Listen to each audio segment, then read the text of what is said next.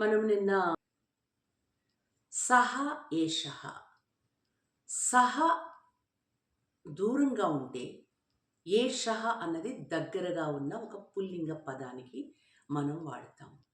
సా అన్నది దూరంగా ఉంటే స్త్రీలింగ పదానికి, ఏషా అంటే దగ్గరగా ఉన్న స్త్రీలింగ పదానికి మనం వాడతాము అన్నది మనం నేర్చుకున్నాం. నిన్నేం చెప్పాను? ఏషః కృష్ణః ఏషా రాధా. నాకు దగ్గరే ఉన్నారు కాబట్టి. అదే దూరంగా ఉన్న విఘ్నేశ్వరుని సహ విఘ్నేశః అన్నాను. అట్లాగే స్త్రీలింగ పదంలో సా ప్రియాంక అని చెప్పాను. ఇది ప్రథమ పురుష ఏకవచనం. మనం వర్తమాన కాలంలో ఇప్పుడు కొన్ని పదాల్ని నేర్చుకుంటున్నాం అన్నమాట. బాలకః ఏకవచనం ఒకడే కదా. వెళ్తున్నాడు, నడుస్తున్నాడు, తింటున్నాడు, తాగుతున్నాడు. అదేవిధంగా బాలిక వెళ్తుంది, బాలిక తాగుతుంది, బాలిక తింటుంది, బాలిక పడుతుంది.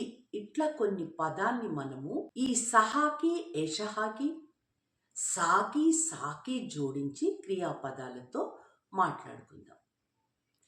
సహా గచ్చతి మన దగ్గర ఉన్నాడు. ఏషః ఖాదతి ఇతడు తింటున్నాడు. అలా అని దూరంగా ఉన్నవాడిని మనం ఇతడు తింటున్నాడు అని చెప్తున్నాము, అతడు వెళ్తున్నాడు అని చెప్తాము. అతడు వెళ్తున్నాడు, అతడు వెళ్తున్నాడు. సహ గచ్చతి ఇతడు తింటున్నాడు. ఏషః ఖాదతి. ఏషః ఉపయోగించున్నాం మన దగ్గర ఉన్నవాడు కాబట్టి. అట్లాగే స్త్రీలింగం ఉంది. సా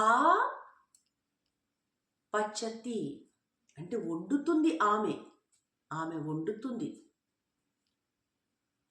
ఈమె చదువుతుంది అంటే ఏషా పఠతి చదువుతుంది. కొన్ని పదాలని లాస్ట్లో నేను స్క్రీన్ మీద ఇస్తాను.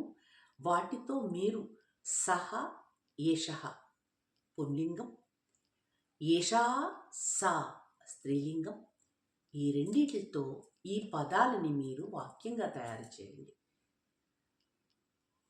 సహ గచ్చతి అన్నామంతే, ఏషః ఖాదతి అలా మీరు పదాల్ని వాక్యాల్ని రాయండి. ఎన్ని వస్తే అన్ని. మీ ఇంట్లో వాళ్ళు నేను ఎన్ని ఇచ్చానో క్రియాపదాలు వాటిలన్నిటితో రాయండి. మీ ఇంట్లో వాళ్ళ పేర్లు కూడా పెట్టొచ్చు. ఓకే. ఇంకొకటి, మనము స్త్రీలింగం అండ్ పురుషలింగం పదాల కోసం మనము నేర్చుకున్నాం. ఇప్పుడు నపుంసకలింగ పదాల గురించి నేర్చుకున్నాం.